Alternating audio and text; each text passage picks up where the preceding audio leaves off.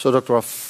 Je disais donc que nous avons là 4 documents ayant trait à 4 témoins différents qui portent tous la date du 21 juillet 2008 et des numéros IMA différents.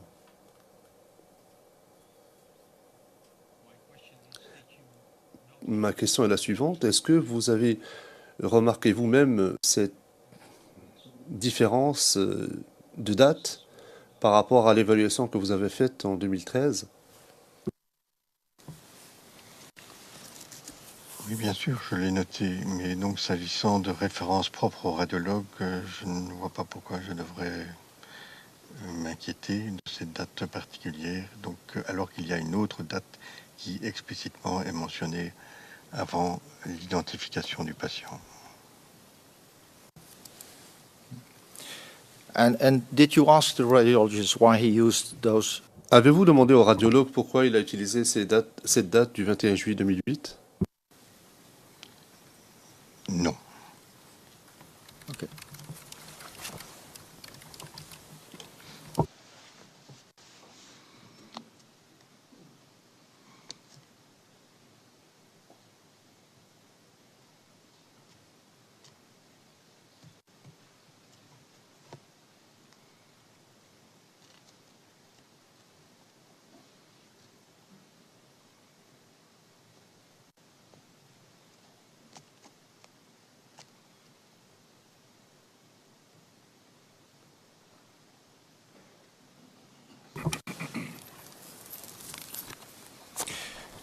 Mr. President, Maître Knops,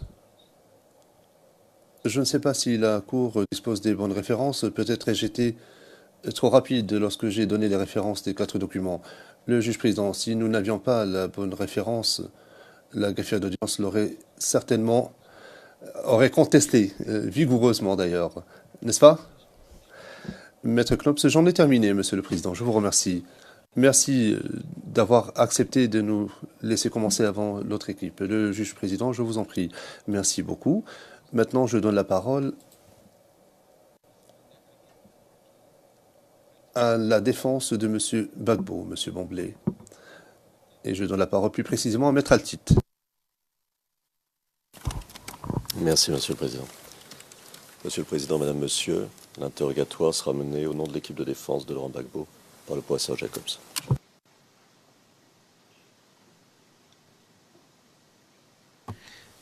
Thank you very much, Mr. Jacobs. Le juge président, merci. Monsieur Jacobs.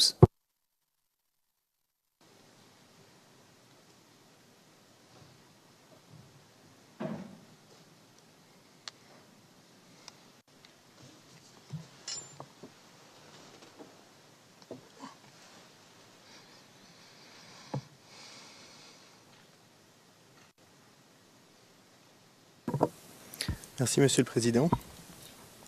Bonjour, Docteur Bomblé. Bonjour, maître. Donc, je m'appelle Dove Jacobs et je vais aujourd'hui vous poser des questions au nom de l'équipe de défense de Laurent Gbagbo.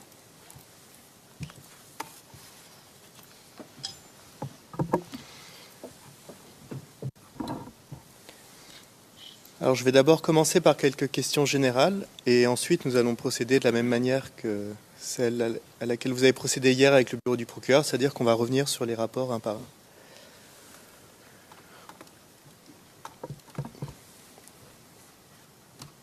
Alors, vous nous avez dit hier en audience que vous aviez travaillé pour le TPY, c'est bien ça? C'est exact. Est-ce que vous pouvez nous dire dans quelles affaires vous avez travaillé? Dans des affaires qui nous ont amenés à examiner les dépouilles mortelles des victimes de différents faits survenus dans cette région, les examens post-mortem étant réalisés d'une part à la morgue installée à Visoko, à proximité de Sarajevo, et l'autre installé au Kosovo, donc sous la direction du professeur Eric Bakar.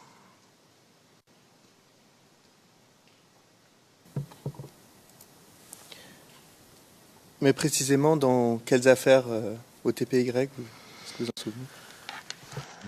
Je n'ai pas de souvenir exact de la liste des affaires. Disons que notre mission n'était pas particulièrement de nous intéresser à ce qui s'était passé, mais à examiner objectivement les corps de toutes les personnes décédées, afin d'une part, tenter de les identifier, mais surtout de voir s'il y avait moyen de rattacher leur décès violent aux faits qui concernaient surtout les enquêteurs, l'équipe des enquêteurs, bien entendu. Bien sûr, je me suis intéressé aux faits sur le plan historique, mais je n'ai pas eu d'accès personnellement aux éléments d'enquête qui avaient précédé. Merci. Et donc, si je comprends bien ce que vous venez de dire, quand vous parlez des enquêteurs, ces expertises ont été menées pour le bureau du procureur du TPY. Oui, c'est bien cela.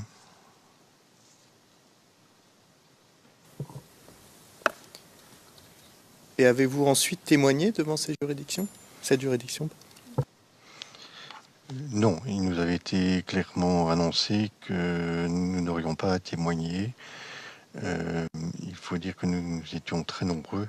Nous relayions tous les 2 ou 3 semaines sur place de très nombreux experts internationaux faisaient le même travail à tour de rôle, et donc il y avait un coordinateur qui était le professeur John Clark à Visoko, et le professeur Baccar qui coordonnait les différents experts et qui devait être chargé de témoigner de nos travaux.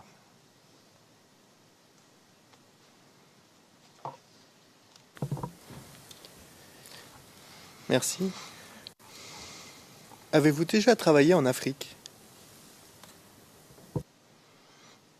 Non, c'est la première fois.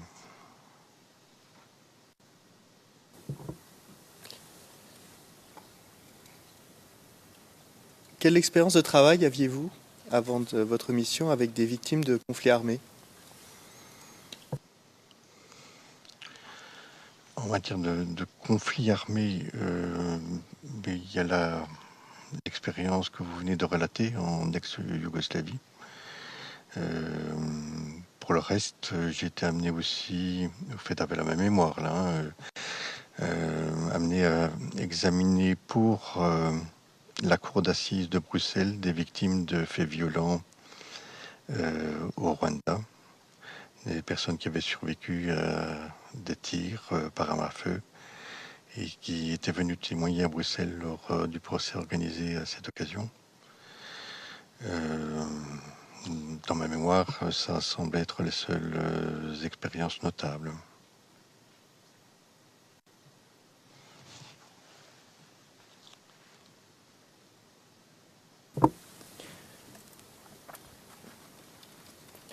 Alors, vous avez indiqué hier aux représentants du bureau du procureur, et donc c'est les transcrits français real-time de l'audience, page 8.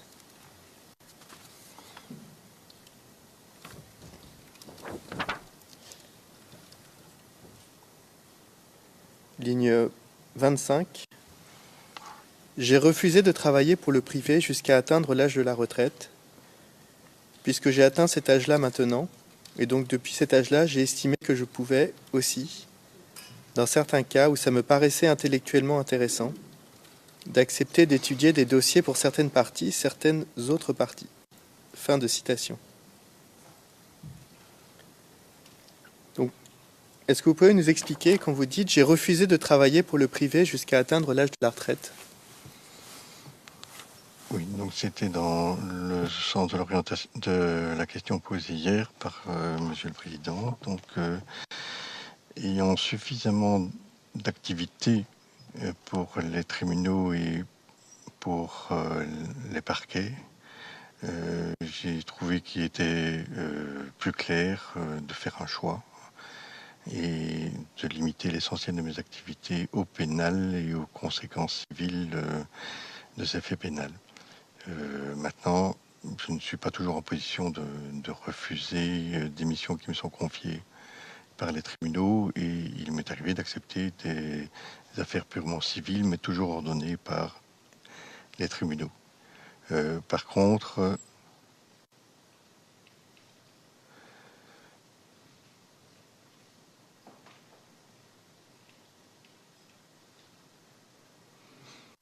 Je vous en prie, docteur Bomblé.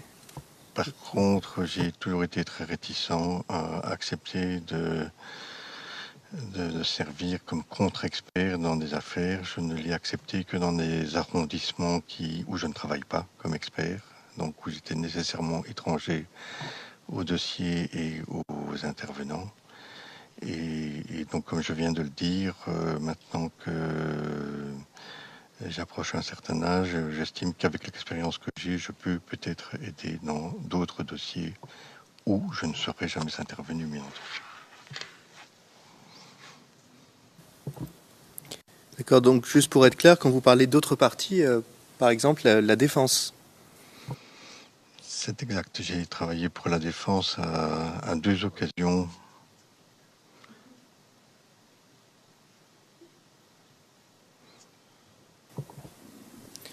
Merci. Depuis quand travaillez-vous en collaboration avec le bureau du procureur de la Cour pénale internationale?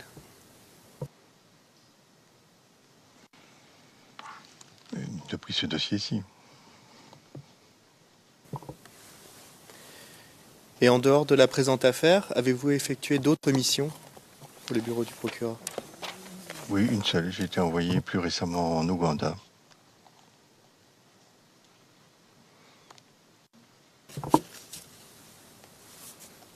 Est-ce que vous pouvez nous dire la nature de la mission?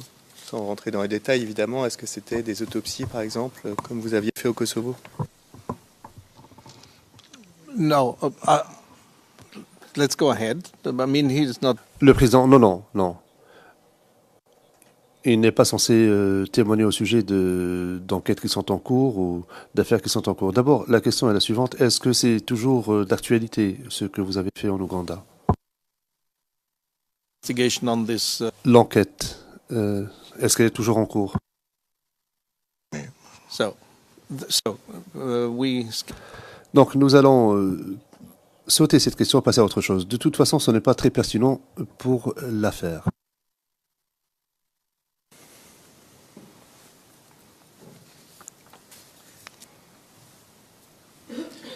Donc vous nous avez dit hier que M. Bakar avait été votre premier contact pour la mission que vous avez effectuée dans la présente affaire. Et vous nous avez dit il y a quelques minutes que vous le connaissiez du Kosovo. Est-ce que c'est à ce moment-là que vous l'avez rencontré? Je pense avoir déjà eu le plaisir de le rencontrer dans le cadre de réunions scientifiques auparavant, mais c'était des contacts professionnels extrêmement distants. Je ne le connaissais pas plus que ça.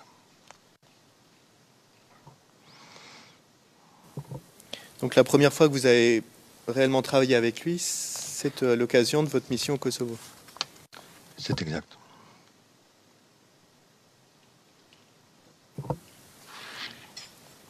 Et après cette mission, vous êtes resté régulièrement en contact avec lui? Non, pas du tout. Nous ne sommes même plus revus après le Kosovo et donc c'est au moment où il a souhaité faire appel à mes services que nous avons renoué contact.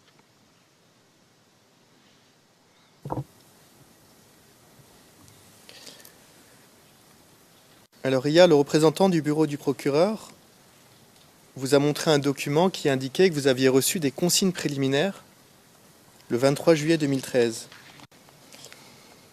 Et vous avez répondu,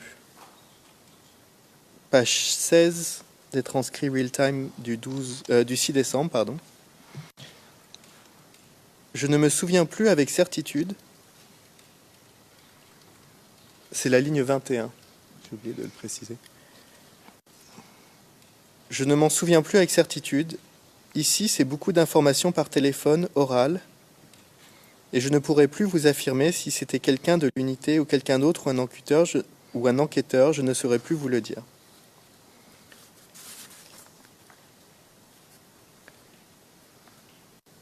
Alors, première question, est-ce que vous avez été contacté avant cette date du 23 juillet 2013 ?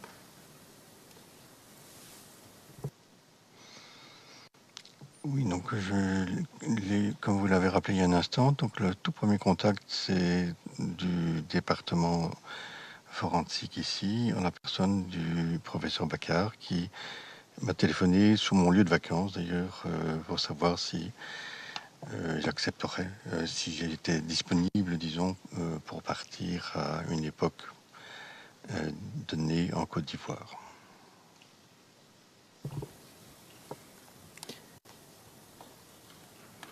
Et ces consignes préliminaires du 23 juillet 2013, est-ce que vous vous souvenez ce qu'elles étaient? Je vous ai dit, enfin j'ai dit hier que je n'avais qu'un très vague souvenir de ce document, qui remonte tout de même à pas mal d'années.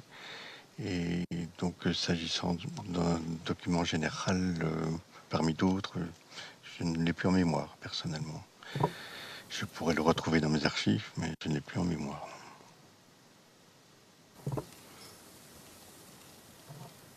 Effectivement, vous avez conservé ce document. Probablement, oui. Et vous pourriez le communiquer à la Cour et au parti. Si je remets la main dessus, oui, bien sûr.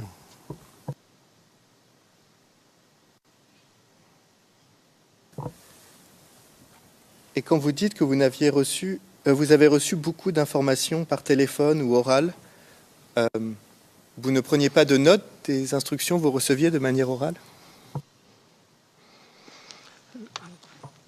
Maître, il faut savoir que ces informations arrivent au sein d'une activité professionnelle qui est chargée par ailleurs.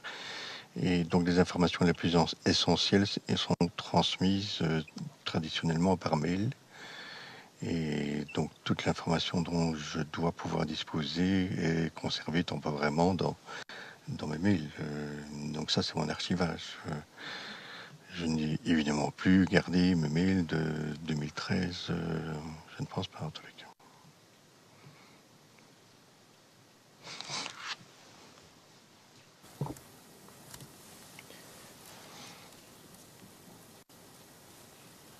Alors hier, on vous a montré des exemplaires de lettres de mission que vous avez reçues.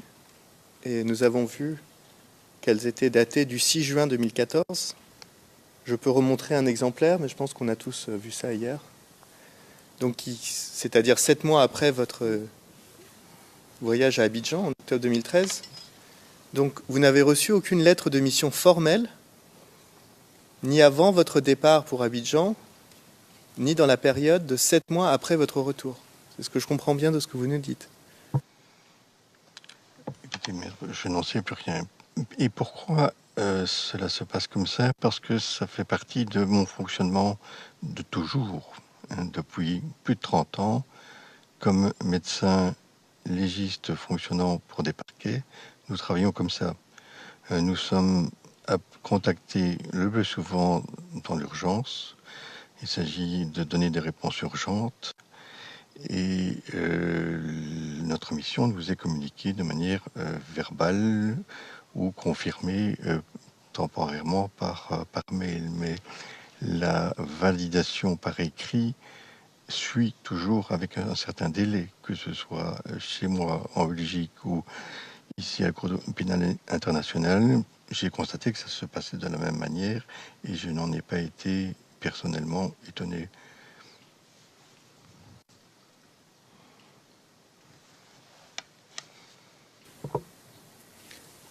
Le bureau du procureur vous a dit que votre mission était urgente quand ils vous ont contacté? Oui, enfin ceux qui m'ont contacté m'ont demandé de réagir de manière urgente en tous les cas, c'est-à-dire de vérifier si dans mon agenda c'était possible, si il était possible de bloquer une période, si je pouvais prendre mes dispositions pour le faire. Bon, il y a toute une série de décisions d'organisation qui doivent être prises dans l'urgence, oui. Moi, je l'ai vécu dans l'urgence.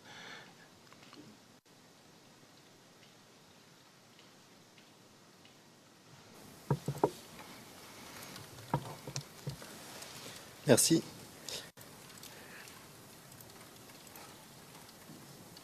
Quelles informations sur l'affaire vous a-t-on communiquées avant votre départ à Abidjan?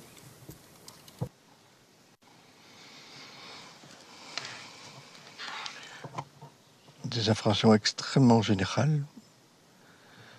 Donc, à savoir que je devrais examiner des personnes vivantes qui avaient survécu à des faits violents dans le cadre de troubles survenus à une époque déterminée en Côte d'Ivoire. et que ces examens devraient être réalisés à Abidjan avec un accompagnement d'enquêteurs. Voilà pour l'essentiel des informations qu'on m'a livrées.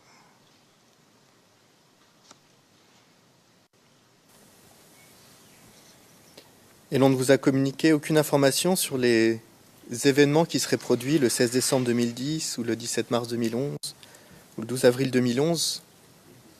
Non, absolument rien. Si je peux ajouter un commentaire complémentaire, c'est que je me souviens avoir été rappelé pour savoir si j'estimais être suffisamment compétent pour examiner des victimes d'abus sexuels. Et j'ai répondu oui, naturellement, puisque ça faisait partie de mon activité coutumière, mais rien de plus.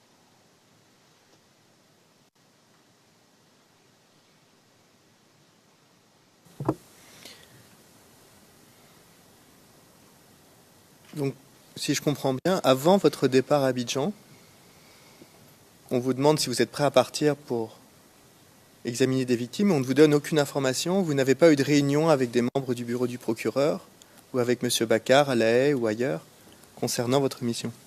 Non, rien du tout.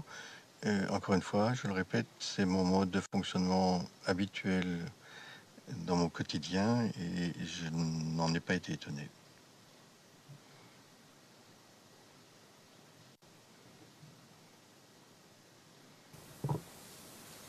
Et vous n'avez pas procédé à des recherches indépendantes sur la situation en Côte d'Ivoire pendant la crise? Non, maître, je n'ai pas beaucoup de temps à consacrer à ce genre de recherche, mais bien sûr, la lecture des journaux devait m'informer qu'il s'était passé, qu'il y avait eu des troubles en Côte d'Ivoire, mais dont j'étais loin de connaître le détail et dont je suis toujours loin de connaître les détails.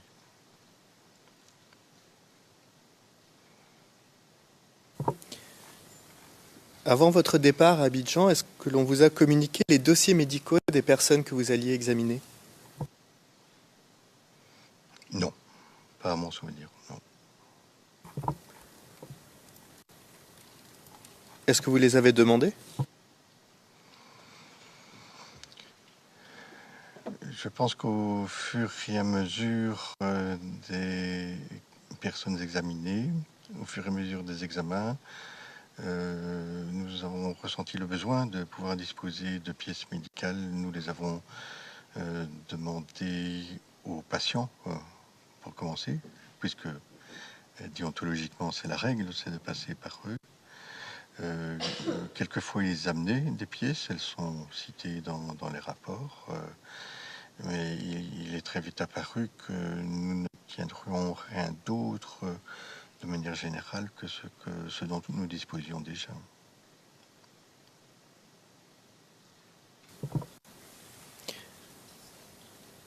Donc, dans votre expérience, est-ce qu'il est habituel de disposer du dossier médical d'une personne avant de mener un examen médical dans votre pratique en Belgique, par exemple?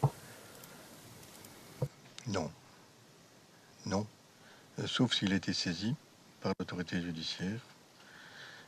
Mais donc, au quotidien, c'est le patient qu'on prévient à l'avance d'ailleurs, quand on le convoque, qui amène les pièces de son dossier médical qu'il estime pouvoir contribuer à la mission de l'expert. S'il manque certaines pièces, on rappelle à l'ordre le patient. Et, quelquefois il y répond, quelquefois il ne répond pas, même je dirais souvent, nous n'avons pas de suite, pour des raisons que nous ne connaissons pas.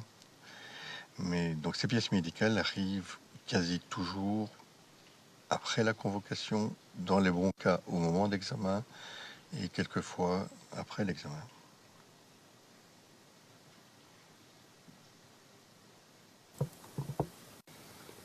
En général, il existe une autorité qui permet d'obtenir, dans le cas d'une procédure judiciaire en Belgique, le dossier médical afin que vous puissiez mener votre analyse. Oui, mais ce n'est pas nous qui en décidons de l'opportunité. Quand il s'agit de répondre à une mission de conséquences de coups et blessures, il est clair que c'est à la victime de faire la preuve, d'amener la preuve de son dommage. C'est une règle générale.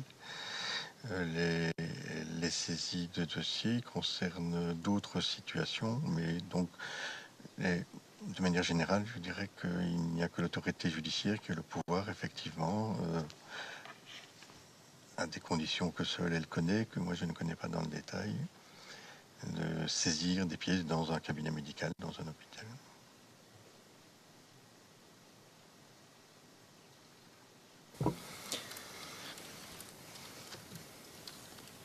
Vous nous avez dit hier, et je cite les transcrits, page 14, ligne 22, les transcrits du 6 décembre, mais si ma mémoire est bonne, les PV d'enquête, enfin certains PV d'enquête, m'ont été communiqués par la suite, c'est-à-dire après mon retour en Belgique.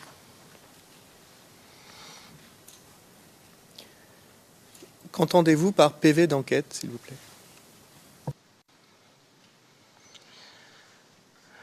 C'était, encore une fois, si ma mémoire est bonne, des relations concernant les faits violents pour lesquels j'avais été amené à examiner l'un et l'autre blessé, donc des circonstances des faits, on va dire.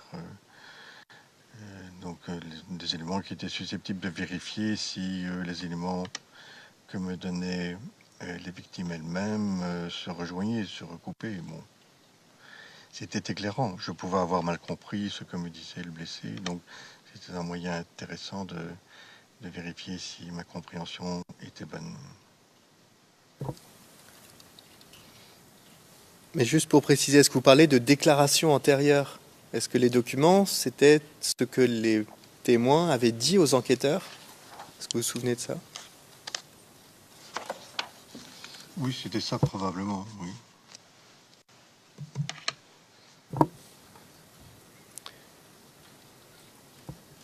Et lesquels avez-vous reçus? Concernant quels témoins? Je pense que ça concerne l'ensemble des personnes que j'ai examinées. Hein, mais une fois encore, quelques années ont passé, donc je ne sais pas aller plus loin.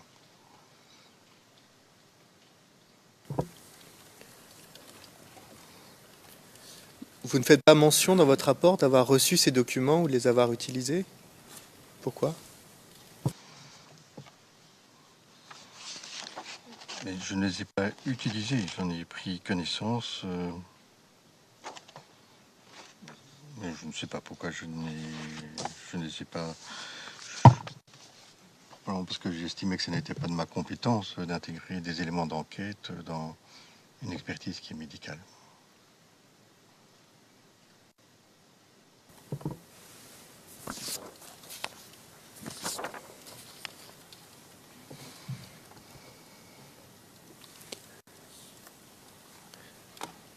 Donc j'ai quelques questions rapides sur votre question générale sur la mission à Abidjan.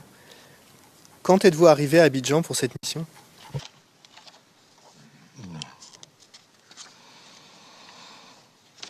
Ça doit être la veille ou l'avant-veille du premier examen. La date précise, je ne sais plus.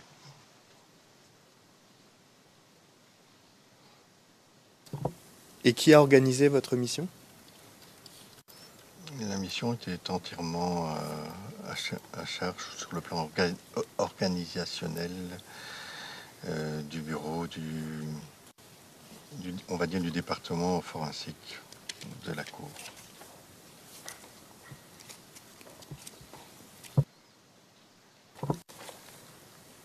Vous-même, lorsque vous étiez sur place, avez-vous eu des contacts avec les autorités ivoiriennes?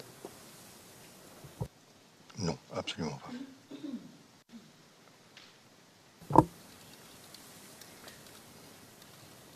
Avez-vous rencontré des médecins qui auraient pu pratiquer pendant la crise ou qui allaient pratiquer les examens complémentaires sur les personnes que vous examiniez? Non, je n'ai rencontré personne d'autre que les blessés et les enquêteurs. Il ne faut pas oublier que nous étions dans une situation aussi où nous étions extrêmement je dirais soumis à des règles de sécurité. Et donc, en tous les cas, je n'avais pas beaucoup de marge de manœuvre par rapport à ces consignes très étroites de sécurité. Pouvez-vous nous dire un peu plus sur ces consignes de sécurité?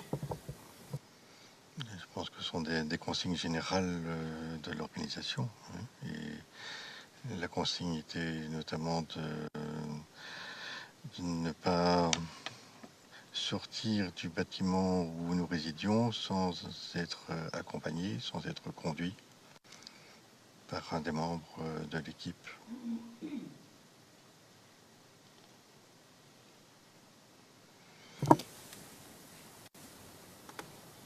Et où ont eu lieu les examens médicaux? Je ne sais pas si je peux répondre à cette question.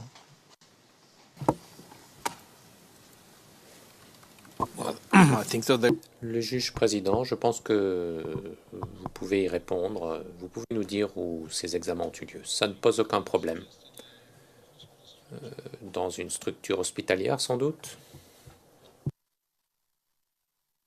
Les examens étaient réalisés dans des chambres, dans des pièces mises à notre disposition par certaines structures hôtelières, on va dire ça. Et nous avons changé à 2 reprises, toujours pour les mêmes motifs de sécurité.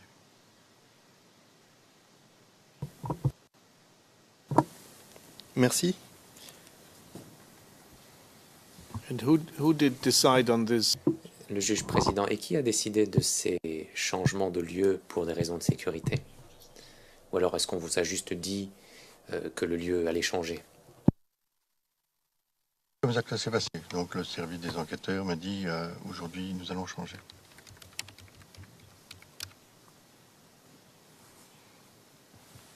Okay. Merci, Monsieur le Président.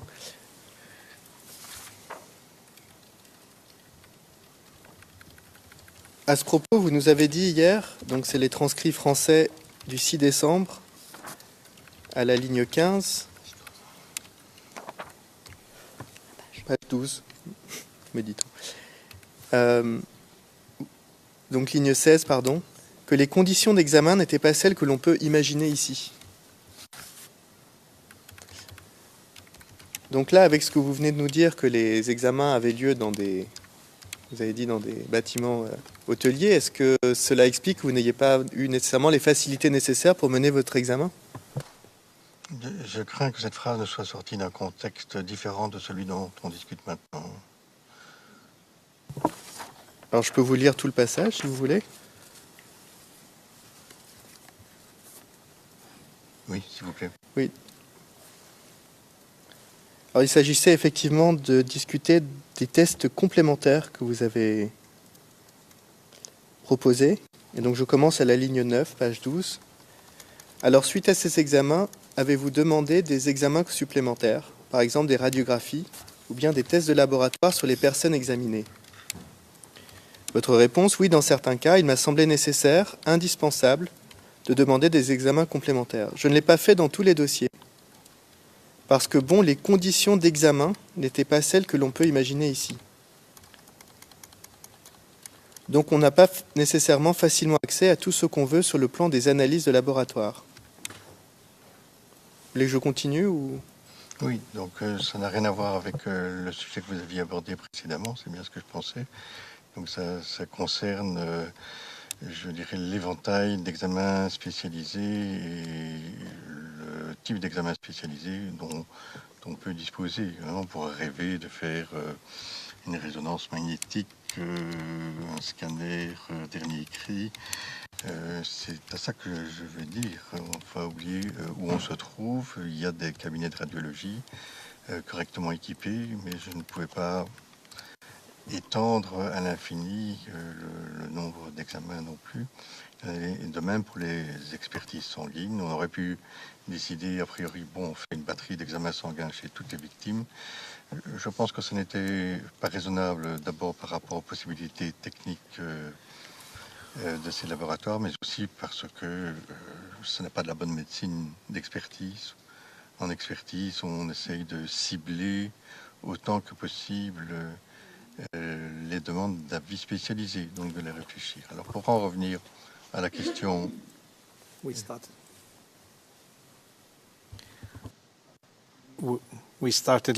Le juge président interrompant, nous avons commencé plus tard. Donc, Oui, donc pour en revenir à la question que vous posiez, donc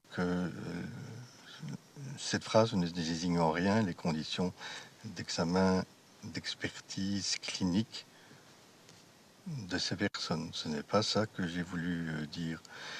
Ces personnes ont été examinées dans de très bonnes conditions, dans une vaste chambre hôtelière avec les facilités qui me paraissaient utiles pour les victimes et avec surtout des conditions d'intimité pour l'examen proprement dit. Donc, puisque nous avions organisé dans ces chambres une partie bureau et une partie examen clinique avec, le cas échéant, enlèvement de certains vêtements, donc partie qui ne pouvait être réalisée en présence de l'enquêteur.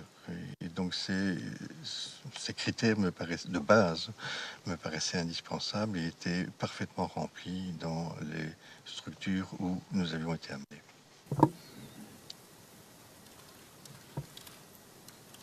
Merci. Et donc quand vous dites que les conditions d'examen, si j'ai bien compris, d'analyse, d'examen complémentaire n'étaient pas idéales, avez-vous visité des hôpitaux ou discuté avec des médecins pour établir ce fait? J'ai pas parlé de conditions idéales, je pense que je viens de le rappeler. Excusez-moi, monsieur le témoin, vous nous avez dit qu'il faut prendre en compte les circonstances sur place, qu'il n'y a pas forcément d'IRM, il n'y a pas forcément tous les tests sanguins disponibles. Vous le saviez comment ça? Vous avez parlé à quelqu'un? Vous avez parlé à un médecin? Vous avez visité un hôpital pour le savoir? Bon, il y a une première chose, c'est que le temps nous était compté. Donc nous avions un timing qui était serré. Je ne sais pas si vous avez un jour, on vous a un jour prescrit une IRM ou un scanner, il y a des délais à respecter. Et ces délais, ils existent partout sur la planète. Il n'est même pas nécessaire de se renseigner. Donc c'est de cela que je voulais parler, des conditions techniques, pratiques de réalisation. Mais je n'ai regretté aucun examen dans le cas des personnes examinées. Je pense que tout ce qui a été fait devait être fait, mais inversement, tout ce qui devait être fait a été fait.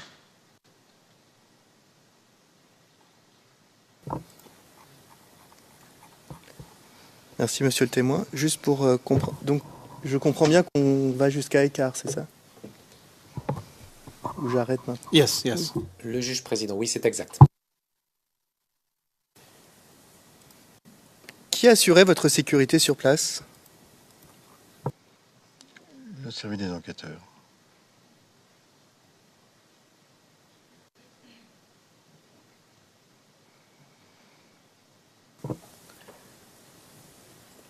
Merci, monsieur le témoin. Alors, à présent, nous allons revenir sur les différents rapports. Nous avons fait un classeur, je crois que vous les avez devant vous, mais nous avons aussi préparé un classeur avec les 10 rapports dont nous allons parler, avec un onglet. Je ne sais pas si cela rendra les choses plus faciles, si on pouvait le donner aux témoins.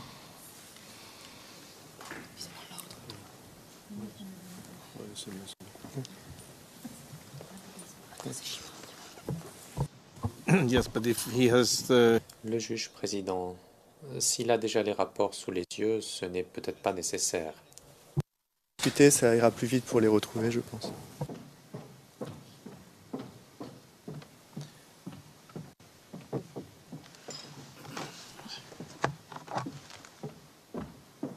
Je vous invite à aller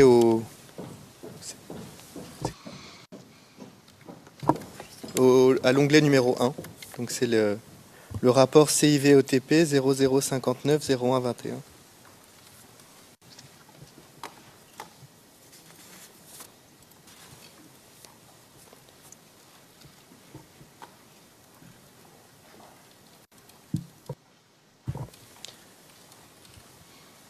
Donc j'ai une première question.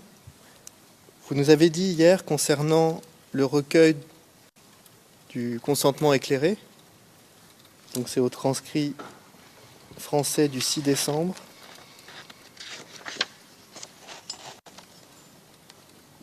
à la question de savoir si vous aviez joué un rôle quelconque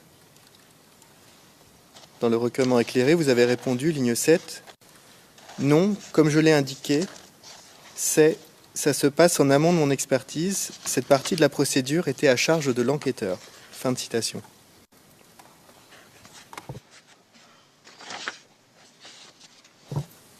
Donc, si je comprends bien ce que vous nous avez dit hier, vous n'étiez pas présent lors du recueil du consentement éclairé de la personne que vous alliez examiner.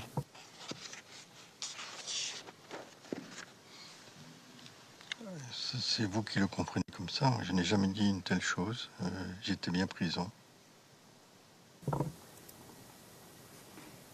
Donc quand vous dites que ça se passe en amont de votre expertise et que c'était à la charge de l'enquêteur, vous étiez présent mais vous n'avez rien fait.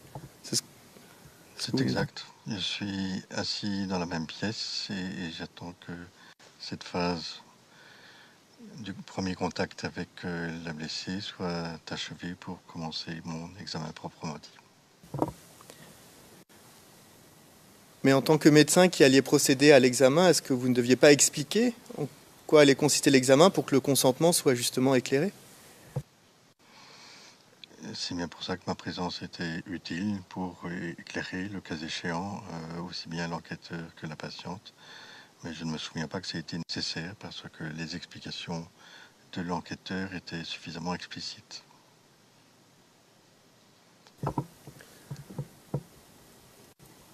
Donc vous-même, en amont de ces rencontres, vous n'avez pas expliqué à l'enquêteur ce que vous alliez faire pour qu'il l'explique à la patiente.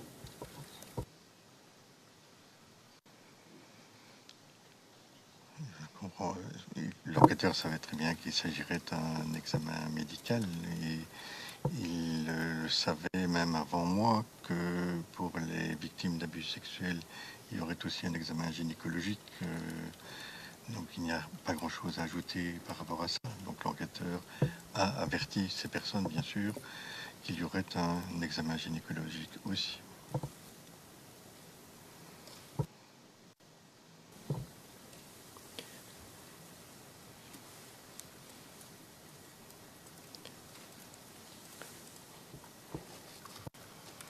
Donc vous nous avez dit tout à l'heure que vous n'aviez pas reçu avant votre départ à Abidjan le dossier médical.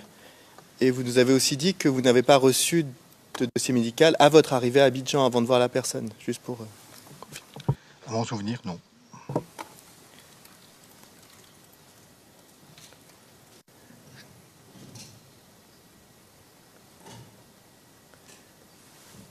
Alors, dans votre rapport, à la page 0125,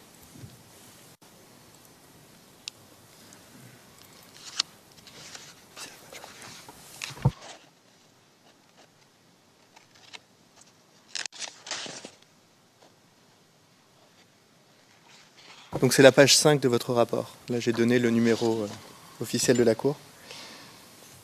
Donc vous notez, à noter qu'initialement des radiographies ont été réalisées, dont une copie a été transmise aux enquêteurs de l'ICC.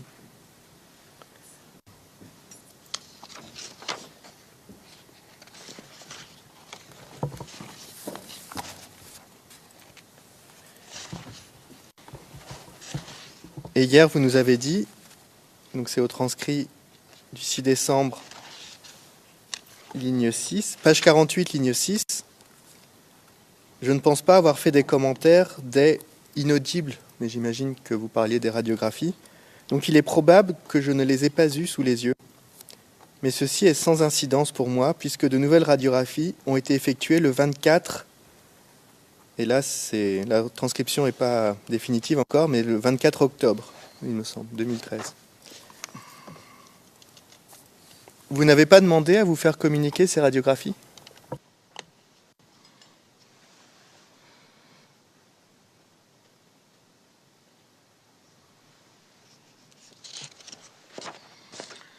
Je n'ai pas noté en tous les cas, mais je le répète, comme de toute façon nous étions décidés à faire un nouveau bilan radiographique, ça ne m'a pas grandement préoccupé. Mais de voir d'anciennes radiographies n'aurait-il pas été utile pour remplir votre mission, qui était par exemple de voir à quel moment les lésions sont apparues ? Ça aurait pu être contributif, mais avec toujours une certaine réserve, parce que On a eu l'occasion de voir hier, je pense, un autre exemplaire de ces radiographies pratiquées dans l'urgence et pas toujours avec les moyens idéaux probablement. Ces radiographies sont de mauvaise qualité et peuvent en fin de compte ne rien apporter aussi. Mais bon, ça m'aurait intéressé de les voir.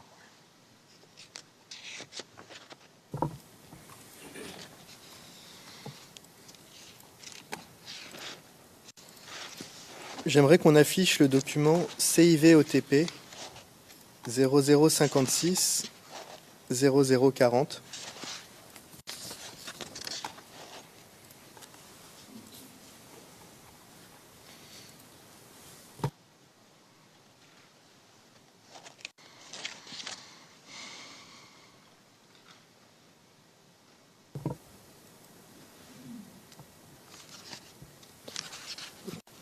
Donc on va faire l'exercice pour ce rapport, mais pas forcément pour les autres. Donc il indique que vous souhaitiez qu'un examen radiographique comparatif des épaules soit réalisé.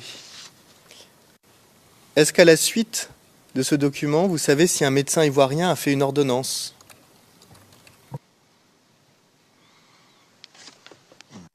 Que la personne obtienne la radiographie que vous demandiez. Pas à ma connaissance.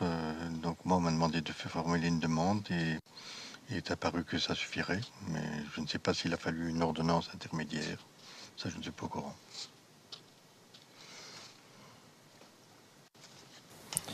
Est-ce qu'à votre connaissance, un membre du bureau du procureur a accompagné la personne pour qu'elle fasse l'examen radiographique ? Ah oui, je crois que cela se passait comme ça, oui. Il y avait en tous les cas un rendez-vous avec un membre de l'équipe des enquêteurs, oui. Et est-ce qu'à votre connaissance, un responsable des autorités ivoiriennes accompagnait la personne ? Je n'ai pas connaissance de cela.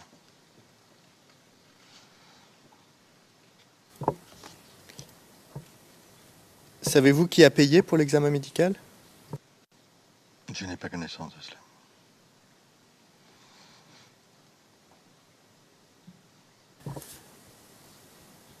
Donc vous nous avez dit hier que vous aviez reçu les résultats, et il me semble que vous parliez de tous, après votre retour en Belgique. Qui vous les a envoyés ? Je pense une fois encore que c'est le département forensique de la Cour pénale internationale.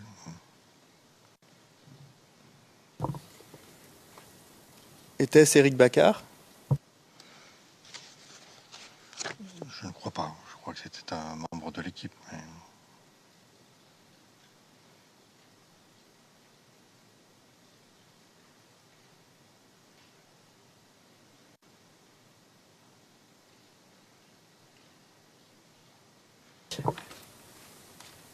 Quand vous les a-t-il envoyés ?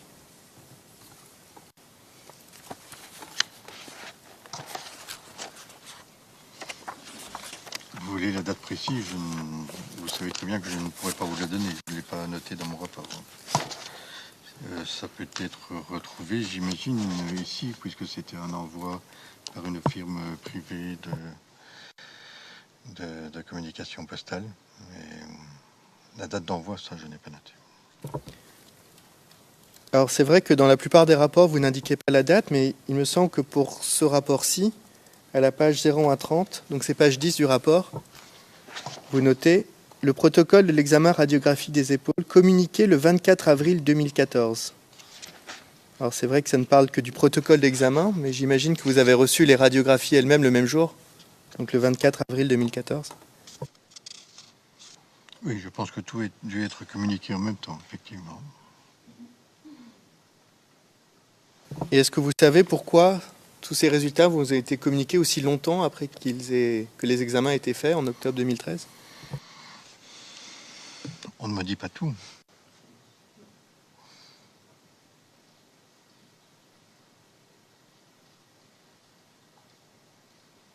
Monsieur le Président, j'ai juste deux questions sur ce sujet pour le finir et ensuite. Est-ce que vous avez communiqué les résultats de la radiographie à votre patient de l'époque ?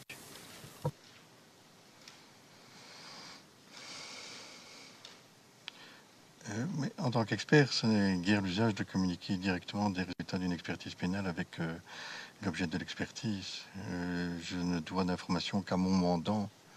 Ça, c'est une règle déontologique de base d'un expert judiciaire. Mais en plus d'être expert, vous êtes aussi médecin et vous avez une relation de médecin à patient avec la personne. Est-ce que ça ne vous donne pas certaines obligations de communiquer des résultats médicaux? Non, là, maître, je regrette de Well, in devoir vous no dire, system. Le juge président, cela ne se produirait pas dans quelque système que ce soit.